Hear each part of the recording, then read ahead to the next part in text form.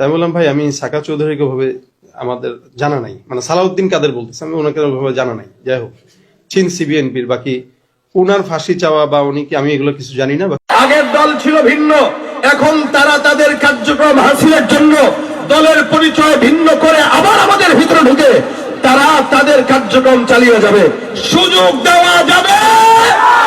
করতাম আমি আওয়ামী লীগ, এখন করি বিএনপি। করতাম আমি আওয়ামী লীগ, এখন করি বিএনপি।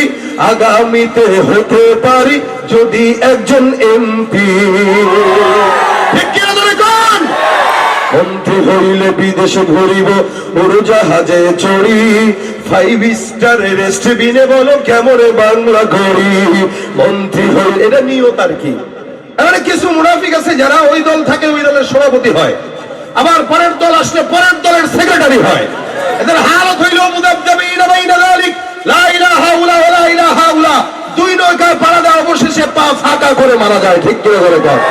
মন্ত্রী হইলে বিদেশে ঘুরিব, উড়োজাহাজে চড়ি, 5 স্টারের রেস্টবিনে বলো কেমনে বাংলা গড়ি।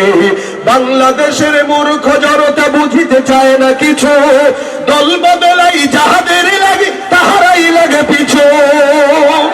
বাংলাদেশের মূর্খ জনতা বুঝিতে চায় না কিছু, দল বদলাই যাহাদের লাগে তাহারাই লাগে পিছু। পাবি যে তোরা স্বাধীনতার ফল, লুঙ্গিটা ছেড়ে লেংটি। আগামীতে মনে রাখবেন, এদের হাতে যদি আবার ক্ষমতা দেন, লেংটি ছাড়া কিচ্ছু কপালে জুটবে না। আমি আবারও বলছি, আগেও বলেছি, ভাইরা আমার, এদেশে 53-54 বছর স্বাধীনতা, যদিও তারা বলতো এই 53-54 বছরে ক্ষমতার পালাবদল হয়েছে, শান্তি আসে নাই। এক সরকার গিয়েছে আর এক সরকার এসেছে, দুর্নীতিতে বারবার চ্যাম্পিয়ন হয়েছে। সুতরাং মনে রাখবেন, ইসলাম ছাড়া, কোরআন ছাড়া, খেলাফত ছাড়া, শরীয়ত ছাড়া, হুকুমত ছাড়া বাংলার জমিনে কোনোদিন শান্তি আশা করা যায় না। ওজন্য ভাইরা আমার, যতদিন থাকবো ইসলামের পক্ষে, দ্বীনের পক্ষে রাজি আছি ইনশাআল্লাহ। কারা কারা রাজি আছে দু হাত তুলে দেখা দেন। নারায়ে তাকবীর। আল্লাহ কবুল করুক, বলেন আমিন। এজন্য হার হালতে, প্রত্যেকটা ক্ষেত্রে আমরা আমাদের হৃদয়ের ভিতরে শুধুমাত্র আমাদের মালিক আল্লাহ পাক রব্বুল আলামিনের ভয় ঢুকাবো ইনশাআল্লাহ। আমাকে বলছিল যে মাহফিলে ঝামেলা, আমি তাদেরকে একাধিকবার বললাম যে আপনারা ঝামেলা হলে প্রশাসনকে জানান, যদি করতে হয় শক্তভাবে করেন, আর না করতে হলে আমাকে বলেন, আমি ঢাকা চলে যাই, আমি যেহেতু কাছেই আছি, প্রোগ্রামে না আসলাম। তারা জানাচ্ছে বলে বলে মোটামুটি আধা ঘন্টা আমি হিয়াকু বাজারে অবস্থান করছি। এর ভিতরে অনেক মানুষ জড়ো হয়ে গেছে আমাকে দেখে, ওনারাও মাহফিলের যে দিকে যাবে, তারা বলতেছে চলেন, কোনো সমস্যা হবে না।